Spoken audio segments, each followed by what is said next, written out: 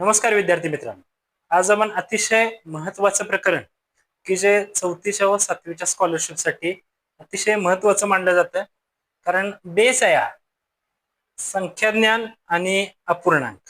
त्यामधलं अपूर्णांक जे प्रकरण आहे ते आज आपण घेणार आहे. ही जर दोन प्रकरणं आपल्याला चांगली माहिती असतील, संख्याज्ञान आणि अपूर्णांक ही जर दोन प्रकरणं आपल्याला चांगली माहिती असतील तर आपण कोणताही प्रकारचा प्रश्न आयडिया किंवा तर्क लावून सुद्धा सोडवू शकतोय. आता बघूयात आपण अपूर्णांक. हा बेस याच्यासाठी म्हणतोय, अपूर्णांक आल्यानंतर ना बऱ्यापैकी शेकडेवारीची सरळ व्याजाची जी गणित आहेत ती या प्रकरणामुळे सुटतात. आता बघूयात अपूर्णांक, त्यालाच इंग्रजीमध्ये फ्रॅक्शन असं म्हणतात. त्याची फोड जर केली तर अपूर्ण आणि अंक असे होते. त्याचे दोन प्रकार पडतात, एक दशांश अपूर्णांक आणि दुसरा व्यवहारी अपूर्णांक. सेमीच्या विद्यार्थ्यांना समजण्यासाठी थोडंफार इंग्रजी कन्व्हर्शन पण लिहिलंय. दशांश अपूर्णांकाला इंग्रजीमध्ये डेसिमल फ्रॅक्शन म्हणतात, व्यवहारी अपूर्णांकाला इंग्रजीमध्ये प्रॅक्टिकल फ्रॅक्शन किंवा कॉमन फ्रॅक्शन असं देखील म्हणतात. क्लिअर? एवढीच गोष्ट शिकलो बघा आपण या स्लाइड मध्ये. अपूर्णांकाचे प्रकार, दशांश अपूर्णांक आणि व्यवहारी अपूर्णांक, यामधले हा जो घटक आहे हा घटक आपण घेणार आहेत, व्यवहारी अपूर्णांक. नेक्स्ट,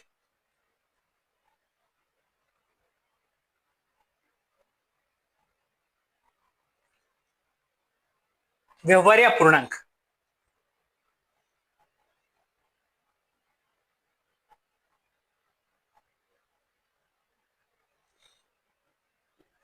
काय येतं? Practical fraction. Practical fraction, practical fraction अशी कोणतीही पूर्णांक संख्या की ज्या संख्येचा छेद शून्य नसतो. म्हणजे काय बघा, आपण संख्या ज्ञान मध्ये बघितलंय बघा, सर्व धन, सर्व ऋण आणि शून्य ह्या सर्व संख्या मिळून पूर्णांक संख्या बनतात. बरोबर आहे? आता त्यामध्ये तुम्हाला असं शिकवलेलं बघा की सर्व संख्येचा छेद काय असतोय किंवा कोणत्याही संख्येचा छेद काय असतोय, एक असतोय. त्यामुळे आपण तो काय करत नाही, लिहित नाही.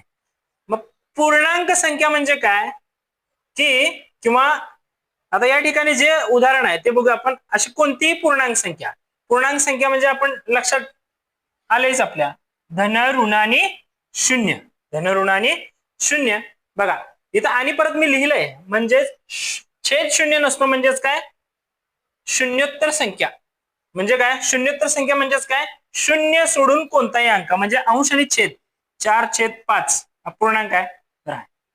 परिमेय संख्या आहे, पूर्णांक संख्या आहे, पूर्णांक संख्या आहे, कारण त्याचा छेद शून्य नाही. बघा या ठिकाणी तुम्हाला पूर्णांक संख्येचं थोडंफार रिव्हिजन झालेलं आहे की जे संख्या ज्ञानामध्ये येत. आता त्यानंतर बघूया. बघा या ठिकाणी खाली लिहून दिले, यामध्ये एक संकल्पना आहे अंश आणि छेद. अंश आणि छेद.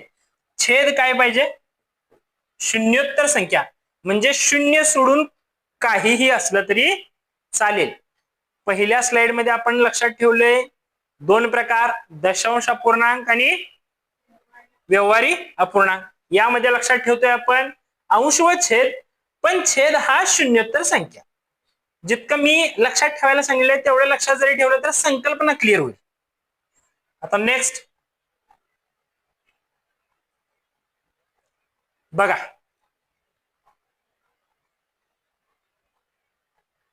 बरोबर. आता अपूर्णांकामध्ये महत्वाची गोष्ट हे समजणं आहे.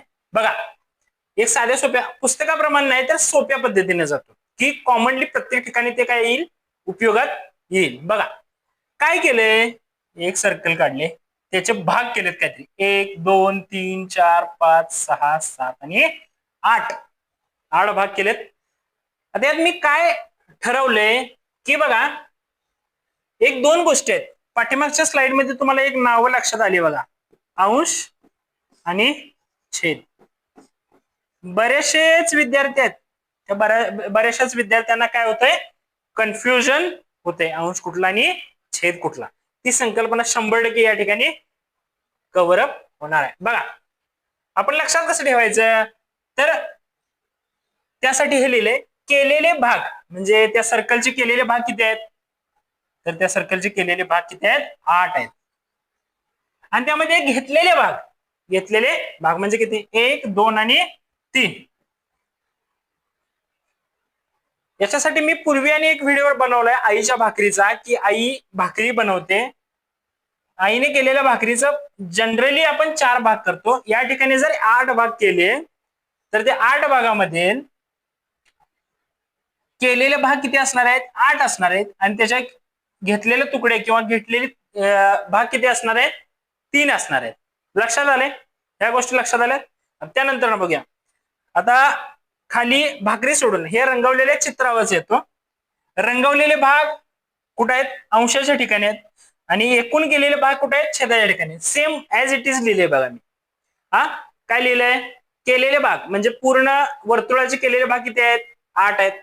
आणि त्याच्यातून रंगवलेले नुसते किती आहेत, 1, 2 आणि 3 आहेत. म्हणून ते वरती लिहिलेला आहे. आणि वरचा भाग म्हणजे कुणाचा भाग, अंशाचा भाग. खालचा भाग म्हणजे कुणाचा, छेदाचा भाग. त्यालाच इंग्रजीमध्ये असं म्हणतोय आपण, वरच्या अंशाला म्हणतोय न्यूमरेटर आणि छेदाला म्हणतोय डिनॉमिनेटर.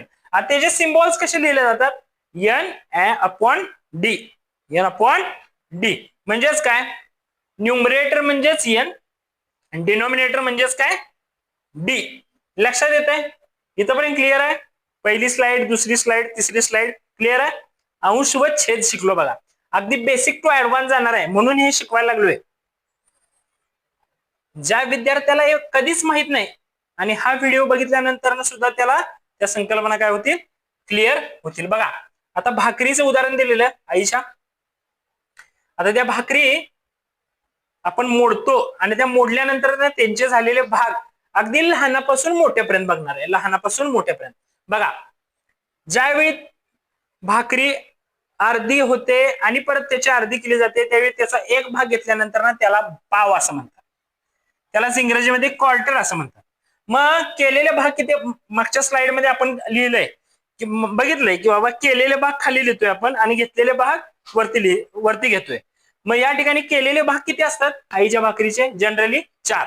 किती, जनरली 4. आणि त्यातून एक घेतला, त्यामुळं केलेले भाग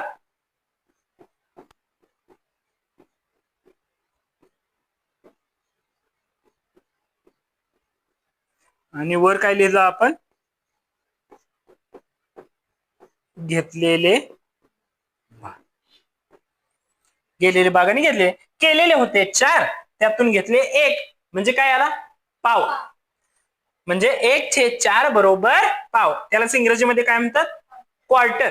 काय म्हणतात, क्वार्टर. त्यानंतर 2 भाग घेतले, 2 भाग घेतले. 2 भाग घेतल्यानंतर काय झालं, त्याचं अर्धा झालं. अर्धा म्हणजे कसं, 4 भाग केलेले होते आणि त्याच्यातले 2 भाग घेतले. म्हणजेच काय केलं बघा, सममूल्य अपूर्णांक म्हणून एक संकल्पना असते नंतर, त्यामध्ये अशा प्रकारचे गणित असतात. बघा कशा असते, बे की बे, बे दुनी 4. म्हणजे 2/4 म्हणजेच काय, 1/2. 1/2. जर त्याचे 2 भाग केले असते आणि 1 घेतला असता तर 2 भाग केले आणि 1 भाग घेतला. लक्षात आलंय, पाव समजला, अर्धा समजला. अर्धा म्हणजे काय, हाफ म्हणतो त्याला. 2/4, 4 भाग केले आणि 2 भाग घेतले, म्हणजेच 2 भाग केले आणि 1 भाग घेतला, म्हणजे निम्म होतंय ना, त्याचा निम्म होतंय, बरोबर आहे.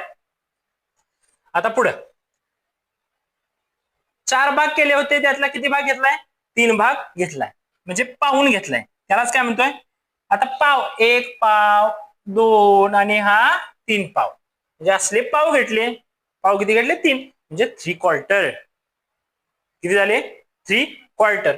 म्हणजे कसं लिहिलं ते, 3/4. 4 भाग केलेले आणि त्याच्यातून 3 भाग घेतले. आता त्याच्यात त्यानंतर येत आहे 1 किंवा पूर्ण. 1 किंवा पूर्ण, 4 भाग केलेले किंवा पूर्ण जेवढी आईनं भाकरी वाढली तेवढी सगळीच्या सगळी संपवली. बघा 4 भाग केलेले होते, त्याच्यातले चारीचे चारी भाग संपवले, म्हणजे काय केलं, संपूर्ण संपलं ना एक, म्हणून 4 एके 4, म्हणजे बरोबर किती झाले, एक भाग पूर्ण संपलेला आहे. लक्षात येत आहे, पाव, अर्धा, पाऊण, एक, क्वार्टर, हाफ, 3/4, होल. लक्षात आले, 1/4, 1/2, 3/4 आणि पूर्ण एक.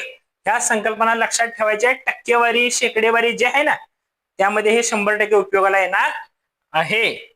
नेक्स्ट स्लाइड बघूया. आता बघूया, पाठीमागे जे होतं ना, त्याच्यात एक संकल्पना क्लिअर झाली, एक अंश आणि दुसरा छेद. आता त्याच्यात वाढत वाढत जाईल. एक संकल्पना समजल्यानंतर ना दुसरी संकल्पना त्याच्यावर डिपेंड असेल. लक्षात येते. आता बघा, अंशाधिक अपूर्णांक, अंशाधिक शब्द काय, अंशाधिक म्हणजे अंश काय असेल, अधिक म्हणजे काय असेल, मोठा असेल. काय लिहिलंय, छेदापेक्षा अंश मोठा. आता काहीही उदाहरण घेऊ आपण, रॅन्डम काय घेऊ, उदाहरण घेऊ. आता पण त्या ठिकाणी एक काय अट आहे, की छेदापेक्षा कोण पाहिजे, मोठा, अंश मोठा पाहिजे. म्हणजे काय, जर इथं 5 मी लिहिलं तर 5 पेक्षा लहान संख्या खाली पाहिजे. मग मी लिहिलं 3, अंशाधिक अपूर्णांक झाला ना. त्याचं वाचन कसं होणार, 5/3. ओके, 5/3. ओके. आता नेक्स्ट, आता त्यानंतर मी लिहिलं 12, तर खाली येईल किती, 10 येईल. इथं लिहिल 25, तर इथं काय येईल, 8 लिहिलं तर चालेल, बरोबर. त्यानंतर मी लिहिल 216, तर खाली 160 लिहिलं तर चालणार का, चालणार, चालणार, बरोबर आहे.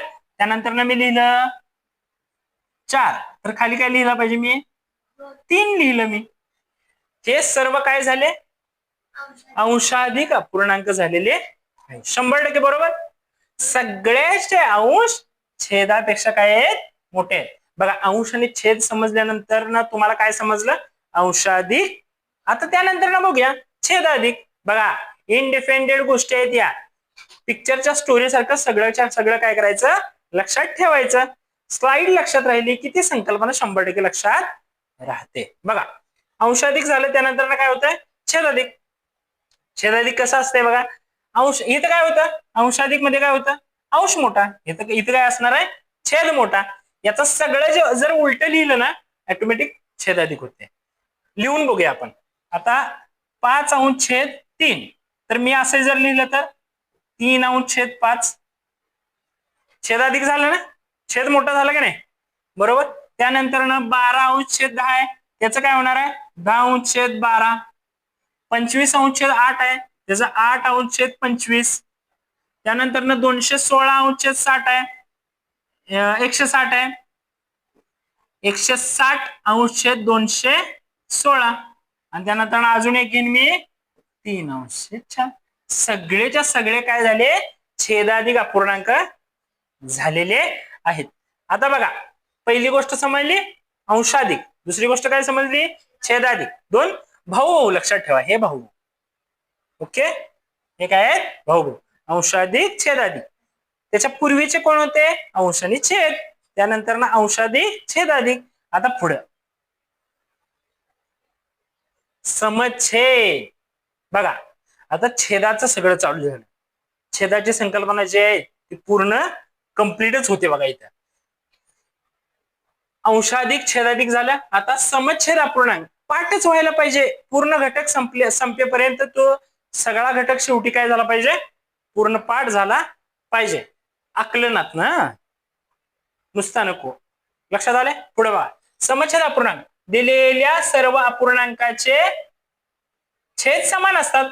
म्हणजे मगाशी काय होतं, याच्या वरती काय होतं, की बाबा अंशाधिक मध्ये अंश मोठा, छेदाधिक मध्ये छेद मोठा. याच्यामध्ये काय, छेद समान. छेद काय पाहिजे, समान. जर समजा इथं 12/8 लिहिलं, प्रश्नपत्रिकेत प्रश्न सुद्धा येतो की या ठिकाणी असं चौकोन देतात, खाली ऑटोमॅटिक 8च असणार आहे.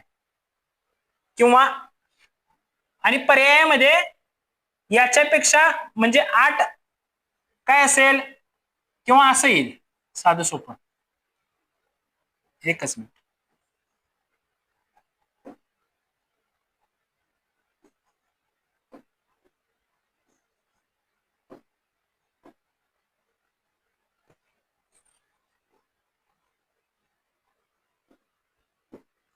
इथं चौकोन असेल आणि इथं 5 असेल.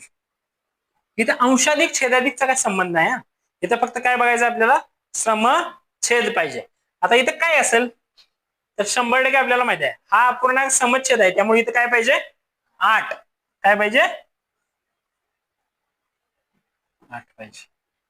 पुढे इथं लिहिलं मी 13 तर इथं 8. इथं लिहिलं 2 तरी पण तिथे खाली पाहिजे 8. म्हणजे समछेद अपूर्णांकामध्ये सर्व काय असतात, छेद अपूर्णांकाचे, सर्व अपूर्णांकाचे छेद काय असणार, समान असणार आहे. लक्षात येते, लक्षात येते ना. आता पुढं अजून एक उदाहरण घेऊया. इथे घेतलं मी 27 आणि इथे घेतलं मी 15. तर त्या सगळ्यांचे छेद काय असणार आहेत 15च. इथं काय पण अंक असू दे पण इथं काय असेल 15. इथं जर 19 घेतलं, 18 घेतलं, इथं 47 घेतलं तर इथं काय येणार आहे 15च येणार. फक्त याचं वाचन, असा एखादा प्रश्न असतो की अपूर्णांक दिलेला असतो आणि त्याचं वाचन काय येईल असा पण प्रश्न असतो. बघा सगळ्याचं वाचन बघतोय. 12/8, 5/8, 13/8, 2/8. त्यानंतर बघूया 27/20/15, 19/15, 18/15 आणि 47/15. बघा हे झालेलं आहे समछेद. आता त्यानंतर बघूया समअंश. मग ते अपूर्णांक आहे ते उलटे लिहिले की ऑटोमॅटिक काय होणार आहे समअंश होणार आहे. बघा याचा समअंश करून टाकतो. वरती सगळ्याच्या 15 येणार आणि खाली काय येणार 27. त्यानंतर 19, 18 झालं. काय झाले समछेद झालं, समअंश झालेलं आहे. इतकी स्लाइड आहे ती.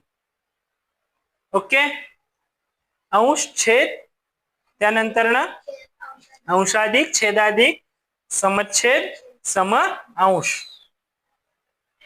नेक्स्ट आता समछेद अपूर्णांकाचं आपण जे बघणार होतो डिस्क्रिप्शन किंवा त्यातलं विस्तृत गोष्टी ज्या आहेत की ज्या परीक्षेच्या दृष्टीने अतिशय महत्वाच्या आहेत त्या बघूया.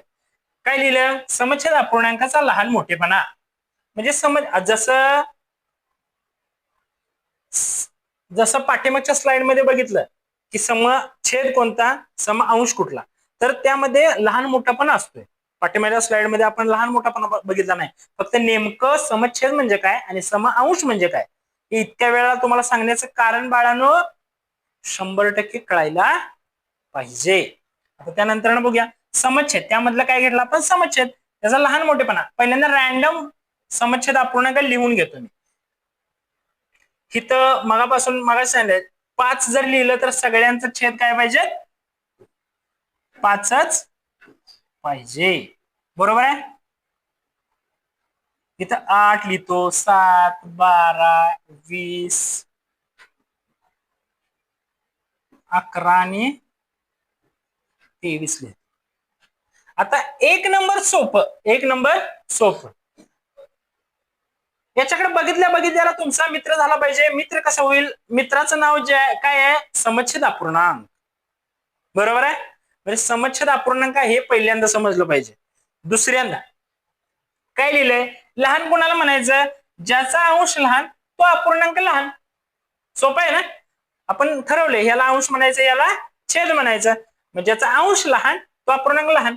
कोण आहे लहान 7/5. सर्वात लहान. सर्वात मोठं कोण, कोणता अंक मोठा आहे बाबा 23/5. सर्वात मोठा. बघा मोठा काढलाय. सर्वात लहान कोण होतं 7/5. त्यानंतर काय मोठा कोण आहे 23/5. झालं. सोपं आहे ना. आता नेक्स्ट आता समछेद अपूर्णांकाचा चढता उतरता क्रम. आता लहान आणि मोठं कळलंय त्यामुळं लहानापासून बघा पायरी स्टेप चढतोय ना. पायरी चढताना आपण पहिल्यांदा मोठ्या पायरीवर नाही पाय देऊ शकत. काय करायला लागतंय छोटी, त्याच्यापेक्षा मोठी, त्याच्यापेक्षा मोठी, त्याच्यापेक्षा मोठी. आता रॅन्डम अंक घेतो कोणतं पण 7, तर या ठिकाणी 7च पाहिजे.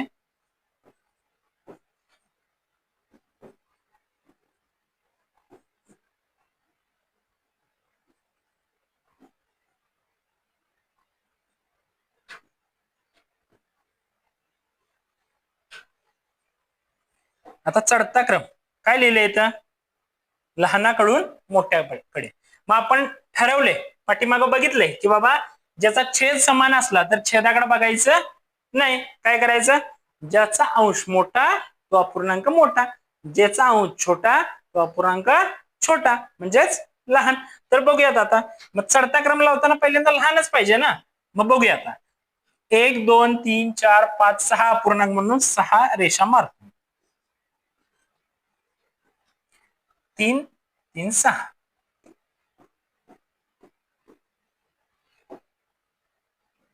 आता बघा, सर्वात लहान कोण, 5 21 13 8 3 5, एक अपूर्णांक एक्स म्हणजे डबल आलाय, त्याला काहीतरी लिहू आपण, लिहू.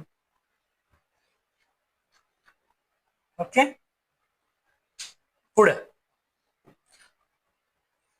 सर्वात लहान कोण, 3/7. त्याच्यापेक्षा 3 पेक्षा मोठा अंक कोणता आहे, 5/7. त्याच्यापेक्षा मोठा 8/7. त्याच्यापेक्षा मोठा 13/7.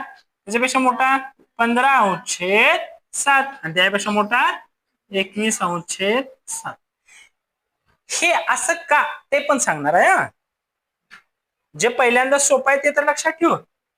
म्हणजे संख्या चढत्या क्रमानं आणि उतरत्या क्रमानं लावायला शिकलो ना, तशाच प्रकारे अपूर्णांक सुद्धा चढत्या आणि उतरत्या क्रमानं लावायला शिकलो.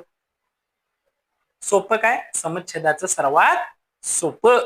आता उतरता क्रम हे जर उलट लिहा, उतरता क्रम झाला. उलट म्हणजे कसं, 21/7, 15/7, 13/7, 8/7, 5/7 आणि 3/7. डन. समजलं एवढं. लहानाकडून मोठ्याकडे गेलं आणि इथं दिल्याप्रमाणे काय दिलं, इथं मोठ्याकडून लहानाकडे आलं. समच्छेद चढता उतरता.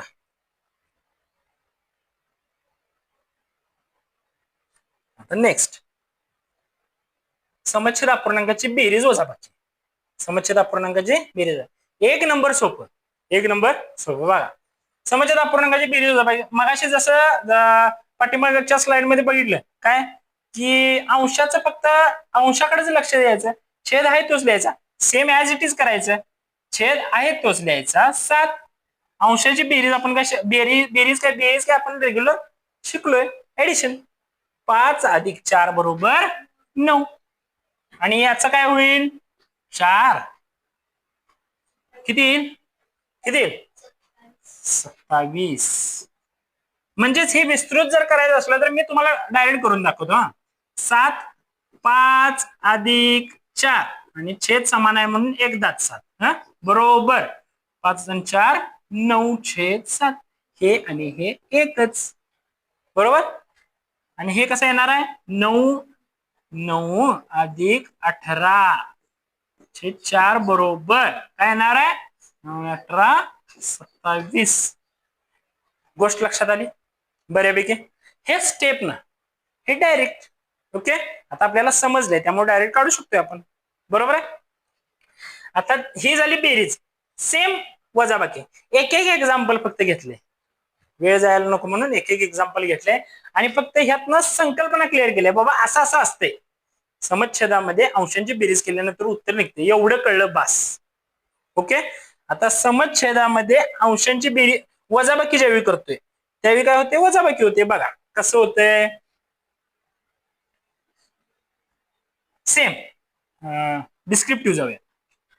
12 - 9 छेद समान आहे म्हणून दोन्हींचा एकच लिहिला, 5. 12तनं 9 गेले, उरले 3.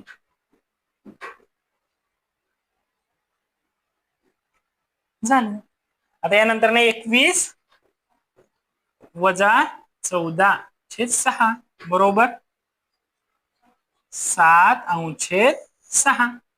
ओके ठीक. बघा समच्छेद अपूर्णांक ओळखायला शिकलो. समच्छेद अपूर्णांकाचा लहान मोठेपणा ओळखला. त्यानंतर समच्छेद अपूर्णांकाचा चढता उतरता क्रम बघितला. त्यानंतर समच्छेद अपूर्णांकाची बेरीज वजाबाकी बघितलेली आहे. आता अंश अपूर्णांकाचा लहान मोठेपणा.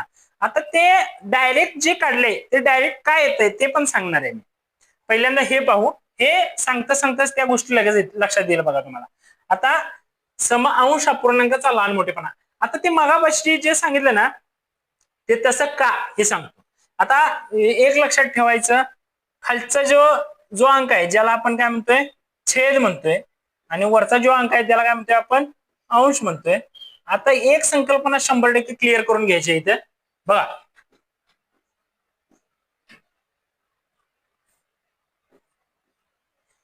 जो छेद आहे तो कोण आहे भाजक आहे आणि जो अंश आहे तो काय आहे भाज्य आहे.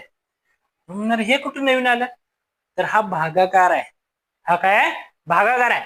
बघा आडवा भागाकार सारखं म्हणतात बघा तुम्हाला. ते आडवा भागाकार म्हणजे असंच असते बघा. मग ते त्याच्यामध्ये चिन्हात घालून लिहितो उभ्या पद्धतीनं आणि आपण लहान मोठं काढूया. भाजक कोणतं असते भाजक. भाजक इथे लिहिले जाते. भाज्य कोणाला कुठं लिहिलं जाते आत लिहिलं जाते 7 बरोबर आहे. भाजक म्हणजे आपल्याला माहिती आहे फोडणारा आणि भाज्य म्हणजे कोण फुटणारा बरोबर आहे. 8च्या पाड्यात 7 आहे नाही. शून्याचा भाग दिला 0. 7तून 0 गेले 7च राहिले. दशांश चिन्ह दिलं किती झाले 70. 8 7 56 8 8 64 8 9 72 8 8 64. 8 गुणिले 8 केल्यावर किती येणार 64. 70 मधून 64 गेले डायरेक्ट भाग घालवायचा वजाबाकी करायची. 70 मधून 64 गुरु उरले 6. किती झालं 60. परत 2 स्थानकापर्यंत भागायचं. 2 स्थानकापर्यंत काय करायचं भागाकार करायचं. 60 7 8 8 8 7 56 किती उरले 4 आणि एक व्हॅल्यू नंतर पूर्ण भाग जातो पण काय गरज नाही. 8×5 = 40 होते त्याच काय गरज नाही. किती उत्तर आले याचं 0.87. याचं उत्तर किती आलं हे जरा पुसतो. 0.87 बरोबर आहे. सेम दुसरं गणित करू.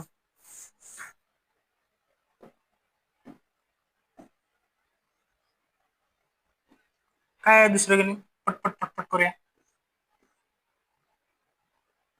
9/7 पुढे काय आहे 5/5 म्हणजे काय 7/9 आहे इथं.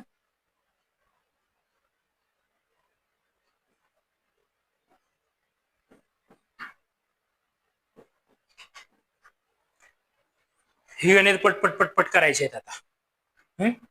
ठीक 9 आहे. 9 न भाग जातोय नाही. शून्याचा भाग दिला 7 0 गेले 7. दशांश 0 मगाशी तसंच सेम किती 9 7 63 कारण 9 8 72 होते. 9 7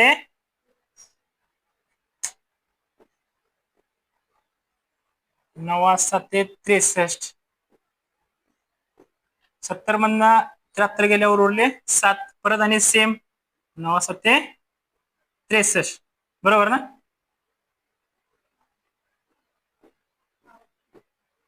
त्यानंतर किती उरला 7 सेम. ओके त्यानंतर ना ह्याचं उत्तर लिहितो मी इथं किती झालं 0.77. समच्छेदाचं सुद्धा असं काढून बघू शकता सेमच येणार. तशा प्रकारे चढता क्रम लागणार तशा प्रकारेच उतरता क्रम लागणार. हे तुम्हाला समजावं म्हणून सांगायला लागले. पुढे 5 1 5 कारण तो काय अंश अधिक अपूर्णांक आहे.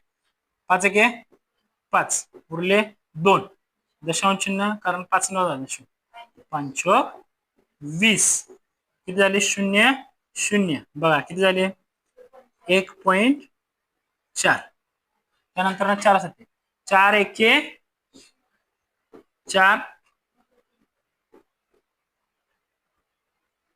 4 एके 4 3 उरले दशांश चिन्ह 0 4 4 सत्ते 28 30 28 गेले उरले 2 बाद झाले पूर्ण संख्या आल्यात म्हणून हे 2 स्थानकापर्यंत जायला नाही मी इथं काय भाग पूर्ण केलाय दुसऱ्या स्थानकापर्यंत जातो तरी पण इथंच आपल्याला समजते ते पण जातो 2 झाले 0 4 पंचे 20 आता पुढे 10च्या पुढ्यात 7 नाही शून्याचा भाग दिला 0 7 0 7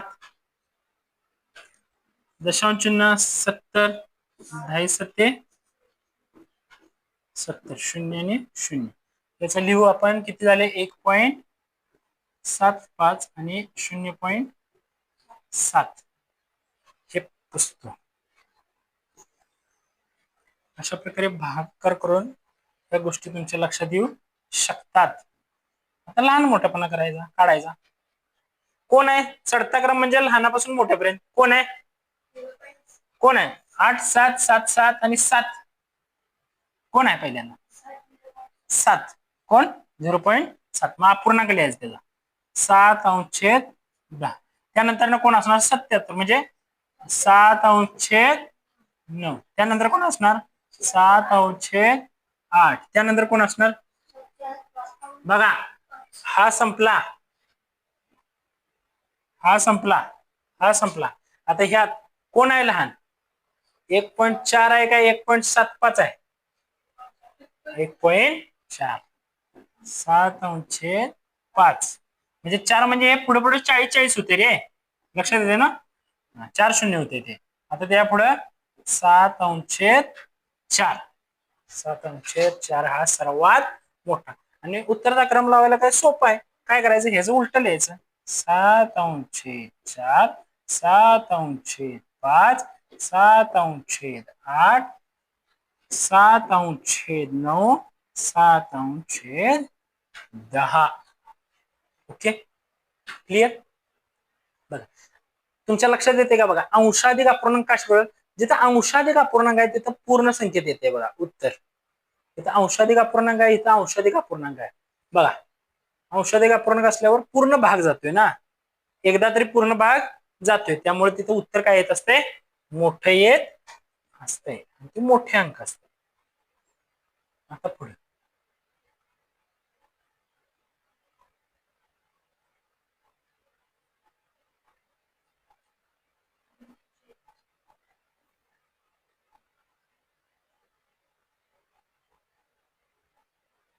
आता भिन्नछेद अपूर्णांक मगाचपासून जे चालू आहे ते काय आहे समच्छेद समअंश समच्छेदाची बेरीज समच्छेदाची वजाबाकी आणि समअंशाचा लहान मोठेपणा बरोबर आहे आता भिन्नछेद म्हणजे ज्याचा छेद काय समान नाही आता या ठिकाणी कोणतेच अंक समान नाही बघा भिन्नछेद अपूर्णांक दिलेल्या अपूर्णांकाचे छेद समान नसतात आता त्याच्यात पुढे बघूया की भिन्नछेद अपूर्णांक आहेत सगळे भिन्नछेद अपूर्णांकामध्ये लहान मोठेपणा कशा प्रकारे होतोय आता छेदानं काय करायला पाहिजे अंशाला भागायला पाहिजे आपण डायरेक्ट बघणार आहे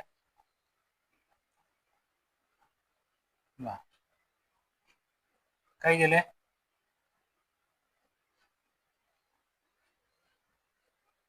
तीन 3 दुसरा पण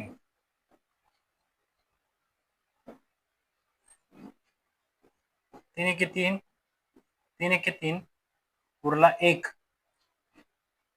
उरला इथे 1 दशांश शून्य दिलं 10 झाले 3 त्रिक 9 आणि उरला 1 परत 10 झाले 3 त्रिक 9 आता पुढे बघूयात 9 1 9 0 याच्यावरती 0 काय होते 70 झाले दशांश शून्य दिल्यामुळे 9 सत्ते 63 उरले किती झाले 63 म्हणजे 7 उरले परत आणि 9 सत्ते 63 पुढं 4 एके 4, 4 एके 4, उरला 1, दशांश चिन्ह दिलं, 4 दुनी 8, उरले 2, 4 पंचे 20,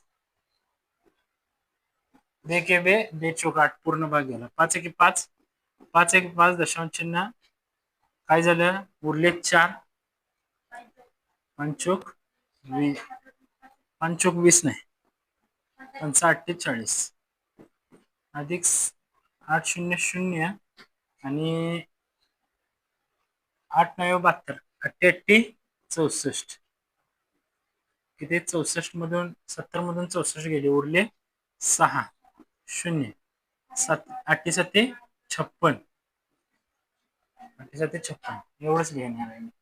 बस ठीक आहे.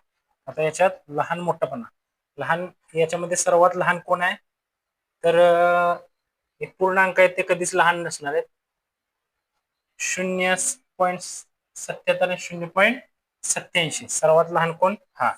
तर याच्यामध्ये नंबर लिहून घेतो मी सगळ्यांचे. 1 नंबरला कोण आहे, हा 1 नंबर, त्यानंतर 2 नंबरला कोण आहे, हा 2 नंबर 87 वाला, बरोबर.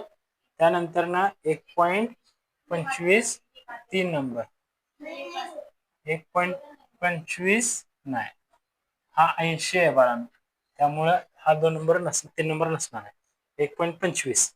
त्यानंतर 1.25 नंतर कोण आहे, 1.33 म्हणजे हा 4 नंबर, त्यानंतर हा 5 नंबर आणि हा नंबर किती येणार आहे, 6. बघा याला काय गेलाय, पूर्ण भाग गेलाय. लहान अपूर्णांक यामध्ये कुठला आपल्याला लक्षात आलाय, तर सर्वात लहान अपूर्णांक किती आहे, 7/9, आणि सर्वात मोठा पूर्णांक कुठला लक्षात आलाय आपल्याला, 8/2. याचं कारण काय, छेदान आपण काय करतोय, अंशाला भागतोय. आता याचा चढता क्रम आणि उत्तरता क्रम लावायचा आपल्याला. आता चढता क्रम आणि उत्तरता क्रम लावताना तुम्हाला सगळ्यात पहिल्यांदा माहित आहे की आपण लहान संख्या पहिल्यांदा घेतोय किंवा लहान अपूर्णांक काय करतोय, पहिल्यांदा घेतोय. सर्वात लहान कोण आहे, 1 नंबरचा असेल ते सर्वात लहान असेल, बरोबर आहे. काय असणार आहे, तर 7/9. त्यानंतर 2 नंबरला कोण असणार आहे, 2 नंबरचा अपूर्णांक 7/8. त्यानंतर कोण असते 3 नंबरला, 5/4. त्यानंतर 4 नंबरला 4/4/3. आणि त्यानंतर काय येते 5 नंबरला 9/5. आणि त्यानंतर 6 नंबरला 8/2. आता हे झाले सगळं काय चढता क्रम, बरोबर आहे. म्हणजे लहानापासून काय मोठ्यापर्यंत.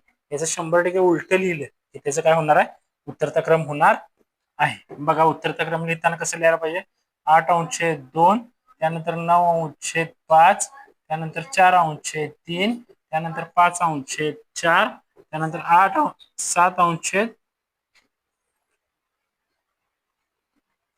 7/8 आणि 7/9.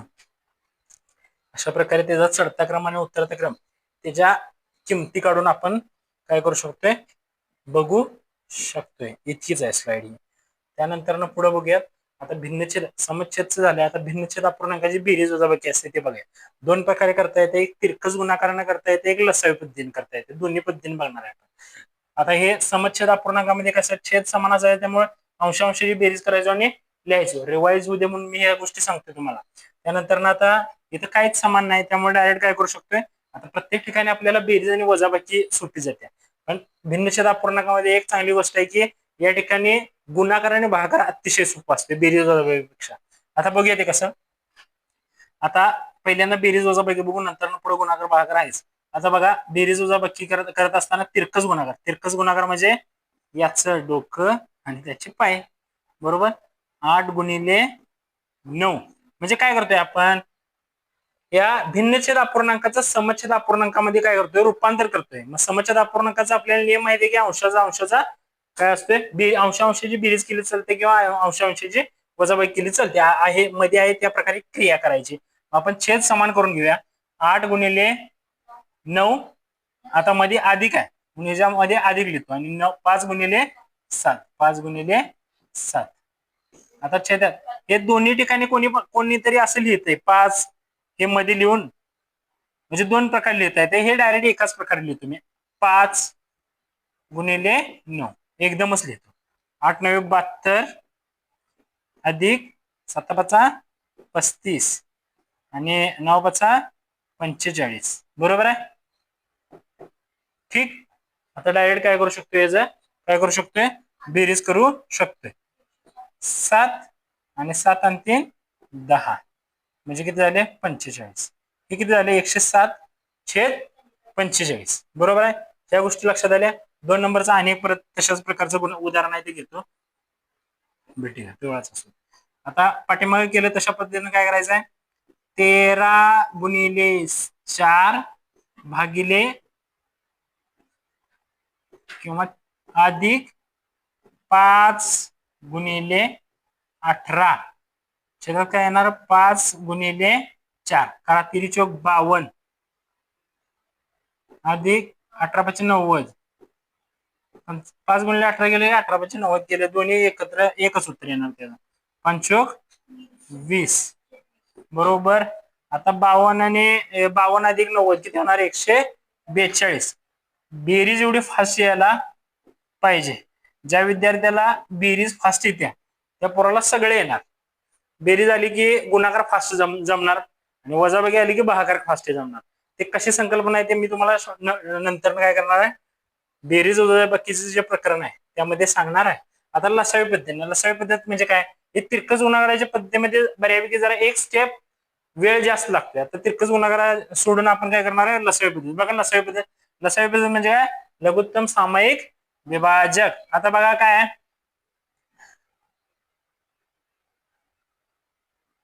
लसावी काढत असताना एक लसावी मसावी प्रकरणामध्ये मी सांगितले काय की बाबा जर एक अंकी संख्या असेल दोन्ही संख्यांचा गुणाकार हाच त्यांचा काय असतोय लसावी असतोय. म्हणजे काय 5च्या पाड्यात आणि 9च्या पाड्यात सेम अंक कोण आहे तर 5×9 = 45 आहे. हे 5च्या पाड्यात पण 45 आणि 9च्या पाड्यात पण काय आहे 45च आहे. म्हणजे त्या दोन्हीचा गुणाकार केला एक अंकी संख्या असतानाचा, दोन अंकी संख्या जसं बोललेलो नाही, छेदामध्ये एक अंकी संख्या असेल तरच त्या संख्येचा गुणाकार हाच त्यांचा काय असतोय लसावी असतोय. बघा 5चा मी आता तुम्हाला करून दाखवतो लसावी पद्धत. आता बघा साधं सोपं लक्षात ठेवायचं. 5चा पाडा जरी मी लिहिला 5×1 = 5, 5×2 = 10, 5×3 = 15, 5×4 = 20, 5×5 = 25, 5×6 = 30, 5×7 = 35, 5×8 = 40, 5×9 = 45, 5×10 = 50. आता तिथे खाली 9चा पाडा लिहितो.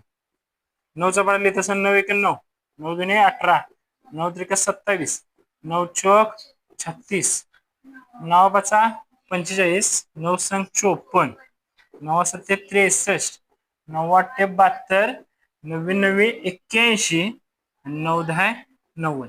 एकच गोष्ट मी तुम्हाला पाडा लिहिण्याचं कारण आहे तुम्हाला 100% समजू दे. आता एक काम करायचं या दोन्हीत सेम अंक कुठला आलाय बघा कोण आलाय 45 झालाय. काय आलाय 45 आणि इथं पण 45 आहे. पण बघा 5चा 9व्या क्रमांक 45 आहे आणि 9चा 5व्या क्रमांकावर काय आहे 45 आहे. म्हणजे काय एक अंकी संख्या जर असेल तर त्या दोन्हीचा गुणाकार केला तर ऑटोमॅटिक काय त्या लसावी येतोय. आता बघा या संख्येला कितीने गुणायचं आहे 9 ने गुणायचं आहे आणि ह्या संख्येला किती गुणायचं आहे 5 ने गुणायचं आहे. मग ह्याच्या जोडीदाराला पण त्याच अंकाने काय करायचं गुणायचं. म्हणजे ह्याला 9 ने गुणलं म्हणून ह्याला पण 9 ने गुणलं, ह्याला 5 ने गुणलं म्हणून ह्याला पण याला पण 5 ने गुणलं बरोबर आहे. हे संकल्प हे कळलंय. बेरीज वजा गुणाकार म्हणजे पाड्यात लसावी कशा प्रकारे काढला मी ते बरोबर आहे. दोन्ही स्थानकात काय पाहिजे म्हणजे दोन्ही पाड्यांमध्ये सेम अंक पाहिजे आणि त्याचं स्थानक जे आहे ना ते त्या स्थानकाच्या नंबरानं वरच्या अंकाला काय करायचं आहे किंवा वरच्या संख्येला काय करायचं आहे गुणायचं आहे. बघा कसं गुणलंय. आता ही विस्तृत पद्धतीने खाल्ली तू 8×9 आता खाली 9×5 = 45 आणि 9×5 = 45 येणार आहे म्हणून खाली डायरेक्ट 5×9 लिहिले. आता हे मध्ये अधिक चिन्ह आहे म्हणून इथं अधिक चिन्ह आणि 7×5 कारण ह्या संख्येला ह्या संख्ये म्हणजे ह्याच्या छेदाला 5 ने गुणले म्हणून त्याच्या अंशाला पण 5 नेच आणि ह्याच्या छेदाला 9 ने गुणले म्हणून त्याच्या अंशाला पण 9 नेच. हे 9 कुठलं आलं हे आणि हे 5 कुठलं आलं हे. एक अंकी संख्या असल्या तर डायरेक्ट गुणलं तर चालतंय. आता पुढे बघा 8×9 = 72 अधिक 7×5 35 आणि 9 5 45. सेम आले का इथं? सेम आले ना? आता त्याच्यात पुढच्या बाजूला बघूया. आता बेरीज केल्यानंतर सेमच बेरीज येणार आहे. 70 ते 100. 100 आणि 5 2 7 म्हणजे किती झालं? 107. छेद किती झालं? 45. आता सेम ह्याचं पण काढूया. आता तुम्ही सांगा ह्या दोन्हींचा गुणाकार कसा आहे ना करायचा? एक एक अंकच आहे. एक एक अंक गेल्यानंतर काय करायला पाहिजे? दोन्हीचा काय करायला पाहिजे? गुणाकार. 5 चोक 20. मग डायरेक्ट हाय असं लिहितो 5 गुणिले 4 आणि 3 गुणिले आता ह्याला 4 न गुणलं आणि म्हणून ह्याला पण किती ना 4 न, ह्याला 5 न गुणलं म्हणून ह्याला पण किती 5 न. 13 गुणिले 4 अधिक काय होणार? 18 गुणिले 5 किती? तरी चोक 52 अधिक 18 म्हणजे 90 आणि 5 चोक 20. 90 50 140 आणि 2 142 छेद 20. हे कसं आहे? तोंडी पण नंतर ना जसं जसं तुमचं प्रॅक्टिस होणार जसं तुम्ही 100% काय करणार? तोंडी काढू शकणार आहे. आता बघितलं काय? बघितलं तुम्हाला जसं जमतंय तसं करा बाळांनो. जसं जर तिरकस गुणाकारानं जमत तर तिरकस गुणाकारानं करा. लसावी पद्धतीने जमत आलं लसावी पद्धतीने. लसावी पद्धत सोपी काय? कारण त्याच्यात स्टेप ब्रेक होत्या, स्टेप वाढत नाही. नेक्स्ट आता भिन्नछेद अपूर्णांकाची वजाबाकी सेम सेम तसंच तिरकस गुणाकार करून करा. यानं ह्याच्या पाया पडायचं 8 गुणिले 3 हे नाही ह्याच्या कानाखाली लावली तर चालेल बरोबर. 5 त्रिका 5 दुनी 5 गुणिले 2 बरोबर आणि खाली काय 5 गुणिले 3 बरोबर आहे. बरोबर आहे का चूक आहे? 8 त्रिका 24 वजा 5 दुनी 10 5 त्रिका 15. ठीक. आता काय 24 मध्ये 10 गेले किती उरले? 14 छेद 15. आणि नेक्स्ट काय असणार? सेम काय करू शकतोय? 7 गुणिले 5 7 गुणिले 5 वजाबाकी 8 दुनी 8 गुणिले 2 आणि 8 गुणिले 5 म्हणून 7 5 किती आले? 35. आता वजा 8 दुनी 16 आणि आपण 40 35 म्हणजे किती आला? 35. 16 4 20 10 30 आणि बघा की किती झाले? 16. पुढे मोजलं चालते किंवा 35 मधनं हे 5 गेले ते 10 गेले 15 आणि हे 4 19 किती? 19 40. बरोबर आहे. बेरीज झाली पाहिजे बाबा फास्ट. पुढे गेलं तर जायला यायला पाहिजे, मागे जायला यायला पाहिजे. आता पुढे 9 गुणिले 7 वजा 8 गुणिले 4 छेदात 8 गुणिले 7 9 7 63 वजा 8 चोक 32.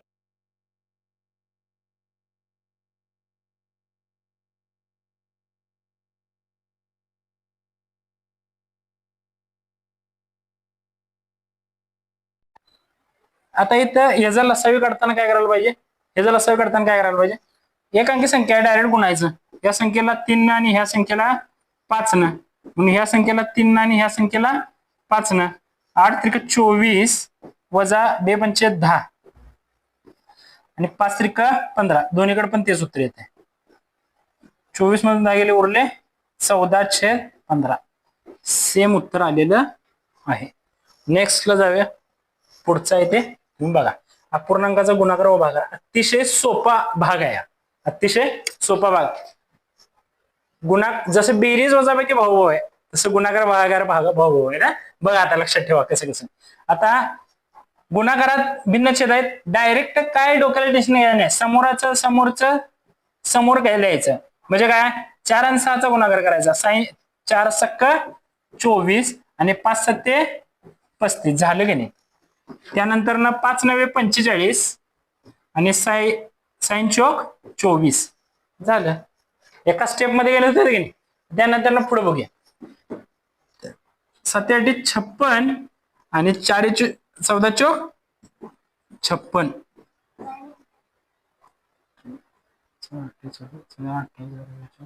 बरोबर आहे. बरोबर आहे. उत्तर किती आलं? 1 आलेलं आहे. नेक्स्ट, आता ह्यामध्ये डायरेक्ट आपण भाग सुद्धा घालावायची पद्धत आहे. आता हे छोट्या संख्या आहेत त्यामुळे आता आपण डायरेक्ट केलेला आहे. लक्षात आलं. आता नेक्स्ट, अपूर्णांकाचा भागाकार. अपूर्णांकाचा भागाकार. अपूर्णांकाचा भागाकार करत असताना काय करायचं, कोणत्या संख्येनं कोणत्या संख्येला भाग घालवता येतोय एवढं फक्त डोक्यात ठेवायचं. समोरासमोर सोडून कशाला पण भाग घालवायला येतोय. बघा आता इथं जात नाही पण तरी पण तुम्हाला सांगतो, या संख्येनं या संख्येला भाग किंवा या अंकाने या अंकाला भाग घालवता येतोय, या अंकाने या अंकाला भाग घालवला जातोय, आणि तसंच या अंकानं या अंकाला भाग घालवला तर चालतोय, आणि या अंकानं या अंकाला भाग घालवला चालतोय. म्हणजे ह्याच्या अंशानं याच्या छेदाला भाग घालवला चालतोय, किंवा ह्या अंशाने याच्या छेदाला भाग घालवला चालतोय, ह्या अंशानं ह्या छेदाला भाग घालवला चालतोय, किंवा ह्या छेदाला भाग घालवला जातो. अंशानं अंशाला फक्त भाग घालवायचा किंवा छेदाने छेदाला फक्त भाग घालवायचा नाही. बघा कशा पद्धतीने करतोय. आता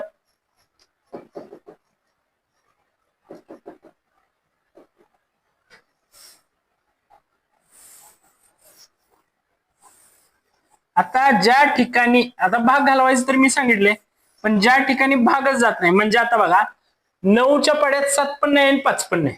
मग अशा वेळेला काय करायचं, एक संकल्पना मी सांगितली कोणत्या प्रकरणात, संख्या ज्ञान प्रकरणात. काय 9/7. आता हे भागिले आहे, उलटून काय होते गुणिले, त्याला म्हणायचं गुणाकार व्यस्त. बघा हे मुंडक्या उभा करायचे, काय म्हणजे 5/8. 5/8. काय झालं, आता मगाशी जे सांगितलं तीच मेथड. काय 9×5=45 आणि 7×8=56 झालं गण. म्हणून मी म्हणलं काय, बेरीज वजा अपूर्णांकाच्या बेरीज वजाबाकीपेक्षा कोण सोपा आहे, गुणाकार भागाकार सोपा आहे. आता इथं बघूया, 17/8 भागिले, ते आपण काय करूया, उलटून काय करूया, डबल लिहून घेण्यापेक्षा गुणाकार व्यस्त करून घेऊया. प्रत्येक वेळी गुणाकार व्यस्त करावाच असं नाही, ज्या ठिकाणी भाग जातोय त्या ठिकाणी भाग घालवायचा, जिथं गुणता येते त्या ठिकाणी काय करायचं, गुणाकार व्यस्त करून गुणायचं. आता बघा, कारण गुणाकार व्यस्त केल्यानंतर मी भागाकाराचीच क्रिया करतोय. बघा आता या ठिकाणी भाग जात नव्हता, त्यामुळे मी काय केलं, डायरेक्ट गुणाकार व्यस्त करून डायरेक्ट समोरासमोर संख्येचा काय केला, गुणाकार केला. पण या ठिकाणी काय केलं, पहिला अपूर्णांक आहे तोच लिहिला आणि दुसऱ्या अपूर्णांकाला काय केलं मी 3/9 होतं, ते काय केलं गुणाकार व्यस्त करून 9/3. आता या संख्येनं कुणी कुणाला भाग जातोय का, तर कुणी कुणाला भाग जात नाही. पण हा एका ठिकाणी जातोय की 3 × 3 3 × 9. म्हणजे बघा काय संख्या आली, 17×3 = 51 आणि 8×1 = 8. ओके, कारण आपण ठरवलंय अंशाला अंशाला आणि छेदाने छेदाला सोडून कुणाला पण कुणी पण भाग घालवला तर चालतोय. आता पुढच्या गणितात बघितलं 4. आता ह्या ठिकाणी बघा 4×1=4 आणि 4×1=4 केलं चालते, कारण ह्यानं ह्याच्या छेदाला म्हणजे भाग घालवला चालतोय. मग राहणार या 1चा आणि ह्या 1चा. मग पहिल्यांदा डायरेक्ट काय करूया, किंवा डायरेक्ट लिहून घेऊया आपण रेग्युलर. काय लिहून घेऊया, 4/5 गुणाकार व्यस्त डायरेक्ट करू, असं न सोडवता काय 4/7 काय होणार, 4×4 = 16 7×5 = 35. ओके, हेनं ह्याला भाग घालवलं चालते, त्यानं त्याला भाग घालवलं जाते, किंवा ह्या पूर्ण अपूर्णांकांना पुढच्या अपूर्णांकाला भाग घालवलं जातो. लक्षात आलं. म्हणून आपण गुणाकार व्यस्त डायरेक्ट करायचा, सोपं जाते. आता नेक्स्ट महत्वाची गोष्ट आहे, 2 नाव घेतोय बघा, 2 गोष्टी सांगतोय, पूर्णांकयुक्त अपूर्णांकाचं अपूर्णांकात रूपांतर आणि अपूर्णांकाचं पूर्णांकयुक्त अपूर्णांकात रूपांतर. या 2 वेगवेगळ्या गोष्टी आहेत, त्या बघायच्या आहेत फक्त. त्यानंतर तुम्हाला ह्यात काही शंका राहणार नाही. बघा पाठीमागे आपण लक्षात ठेवलेच, याला काय म्हणायचं आणि ह्याला काय म्हणायचं. याला काय म्हणायचं या धड्यामध्ये अंश, आणि याला काय म्हणायचं छेद. पण गणितामध्ये याला काय म्हणायचं, याला काय म्हणायचं भाज्य, आणि याला काय म्हणायचं भाजक. ओके, भाज्य आणि काय भाजक. मग काय होतंय, हे अशा भागाकाराचं चिन्ह आपण पहिलीपासून बघायला लागलो ना. आता हे सांगा मला, भाज्य कुठं असते? आत, कारण ते फुटणार असते. आणि भाजक कुठं असतोय? बाहेर, कारण ते फोडणार असते. आता भाग घालवा. 3च्या पड्यात 8 आहे ना, 3 दुनी 6, 8तून 6 गेले, उरले 2. आता हे काय नेमकं लिहिलंय? हा, याला काय म्हणतोय आपण? भागाकार. याला काय म्हणतोय आपण? मगाशी बघितलं काय? भाज्य. ह्याला काय म्हणतोय? भाजक. ह्याला काय म्हणतोय? हे मी का सांगितलं परत ते सांगतो. आता पूर्ण भाग म्हणजे काय? भागाकार. किती आलाय? 2. बाकी किती आहे? 2. भाज्य किती आहे? 3. याचं उत्तर सेम हेच यायला पाहिजे. बघा कसं येते. या संख्येला गुणायचं आणि ही संख्या ह्यात मिळवायची. म्हणजे काय करायचं बघा. म्हणजे काय करायचं बघा. 2 त्रिक 6, 7 2 8, 8/3. सेम उत्तर आलं काय? कुठं होतं? आलं काय? 8/3. बरोबर? 8/3 आलं का उत्तर? आता तसंच हेच करायचं. हे तोपर्यंत पुसतो थोडं. बघा, आत किती लिहिलंय? 15. बाहेर किती आहे? 4. 4च्या पड्यात 15 आहे. 4 4 2 8, 4 त्रिकम 12. 12 म्हणल्यावर 15तनं 12 गेले, उरले 3. आता पूर्ण संख्या किती आली? पूर्ण भाग किती झाले? 3. शिल्लक किती उरली? 3. आणि भाजक किती आहे? 4. आलं काय? या संख्या ह्याला गुणिले, ह्या संख्या ह्याला अधिक काय? 4 त्रिकम 12, 12 आणि 3 15. 15/4. 15/4. बरोबर? बरोबर काय? आता हे सेम काय आहे? आता हे तिरकस गुण आडव्या पद्धतीने करतो. 7 × 7 किती झालं? 7 × 28 किंवा 7 त्रिक 21. 7 त्रिक 21. आता 21 झाल्यानंतर ना काय करायला पाहिजे? 3 भाग पूर्ण आले. 7 त्रिक 21 एकदाच भाग घालवायचे. 7 त्रिक 21, 21 आणि हे 4 आणि इथं 7. काय झालं? हे ह्या संख्येला गुणाकार आणि ह्या संख्येला बेरीज केली. 7 त्रिक 21 आणि 4 किती झाले? 25. 25/7. बरोबर आहे? 2 गणित संपली बघा. आता पुढं 12. 12 म्हणजे 60, 12 संग 72, 12 7 84. म्हणजे 7 भाग काय झाले? 12 7 84. 7 भाग काय झाले? पूर्ण झाले. छेदात आहे तसं 12. 12 7 84. 84 आणि 5 किती झाले? 89. या संख्येचा आणि या संख्येची बेरीज काय? या संख्येचा आणि या संख्येचं रूपांतर जे आहे ते ऍज इट इज सेम येणार. बघितलंय आपण काय की अपूर्णांकाचं पूर्णांकयुक्त अपूर्णांकात रूपांतर. बघा, अपूर्णांकाचे कुठं? पूर्णांकयुक्त अपूर्णांकामध्ये रूपांतर. आता नेक्स्ट काय आहे? अपूर्णांकाचं बघितलंय. आता काय बघायला पाहिजे? पूर्णांकयुक्त अपूर्णांकाचं अपूर्णांकात रूपांतर. बघा, सेम तसंच आहे. पूर्णांक दिलेला आहे तुम्हाला, बाकी दिलेले आहे आणि भाजक दिलेले आहे. पूर्णांक कोण असणार आहे? 2 पाहिजे. बरोबर? मग इथे किती होणार? 8 दुनी 16 आणि 3 19. बरोबर आहे का? म्हणजे 82 16. म्हणजे 19 मधनं 16 गेले, उरले 3. बरोबर आलं की नाही? आता सांगितलेल्याप्रमाणे ह्या संख्येला हे गुणिले, ह्या संख्येला हे काय अधिक आलेलं. काय होणार आहे? 4 9 36, 36 आणि 3 39. काय येणार आहे? 39 4. सेमच येते बघा. काय येणार आहे? 4 9 36, 39 मधनं 36 गेले, उरले 3. आलं बघा सेम. बाकी ही आहे तशी आल्या. भागाकार आहे असा. भाजक सेम. आपण काढले ते काय काढले? आता आपण काय काढले? भाज्य काढलेलं आहे. खालचं एक गणित घेऊया. या संख्येने या संख्येला गुणा.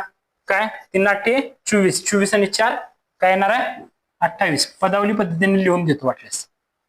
3 किंवा 8 8 गुणिले 3 अधिक 4 म्हणजे काय होणार? 8 त्रिक 24 अधिक 4 बरोबर काय झाले? 28.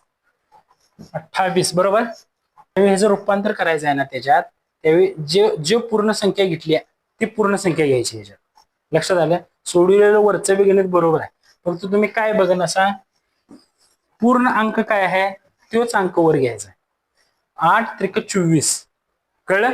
म्हणून इथं काय लिहिणार आहे? 8 त्रिक काय लिहिणार मी इथं? 24 लिहिणार. मग त्या ठिकाणी उरणार किती? बाकी उरणार 4. आता झालं बरोबर. तुम्ही पूर्ण संख्या, आपण गणित रेग्युलर सोडवाय गेलो, रेग्युलर नाही, जे ह्यामध्ये दिले तशा प्रकारे सगळ्या गोष्टी घ्यायला पाहिजे. त्यानंतर ना संपले, स्लाइड संपलेली आहे. अशा प्रकारे आपण काय केले, आज अपूर्णांक प्रकरण संपूर्ण संपवलेलं, क्लिअर केलेलं आहे. रिव्हिजन करायचं, रिव्हिजन केल्यानंतर ना 100% परफेक्शन होईल.